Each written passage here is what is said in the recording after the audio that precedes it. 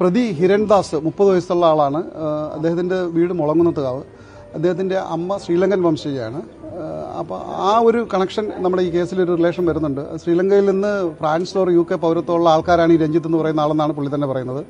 അപ്പോൾ അതിൻ്റെ address trace ചെയ്യാം. ഇൻസ്റ്റാഗ്രാമിലൊക്കെ അവർ ഫോളോ ചെയ്യുന്ന ബന്ധമുണ്ട്. അപ്പോൾ അത് ട്രേസ് ചെയ്യാമെന്നുള്ളൊരു ഇൻഫർമേഷൻ തൽക്കാലം ഇപ്പോൾ നമുക്ക് ഈ ചോദ്യം ചെയ്യലിൽ കിട്ടിയിട്ടുണ്ട്. അദ്ദേഹം ചോദ്യം ചെയ്യലുമായിട്ട് നല്ല രീതിയിൽ സഹകരിക്കുന്നുണ്ട്. പിന്നെ ഇപ്പം നമ്മൾ നിലവിൽ അദ്ദേഹത്തെ കോടതിയിലേക്ക് കൊണ്ടുപോവാണ്. അതിന് മുമ്പ് മെഡിക്കൽ എടുക്കണം. നല്ല രീതിയിൽ സഹകരിക്കുന്നുണ്ട്. ശ്രീലങ്കൻ പൗരനല്ല അദ്ദേഹം. ഈ ശ്രീലങ്കയിൽ നിന്ന് മറ്റ് രാജ്യങ്ങളിലേക്ക് പോയ വളരെയധികം ആൾക്കാരുണ്ടല്ലോ ഇന്ത്യയിൽ തന്നെ. ഇദ്ദേഹത്തിന്റെ അമ്മയും ശ്രീലങ്കൻ ശ്രീലങ്കൻ ഈ നമ്മുടെ ഹിരൺദാസിന്റെ അമ്മ ശ്രീലങ്കൻ വംശജയാണ്. അപ്പോൾ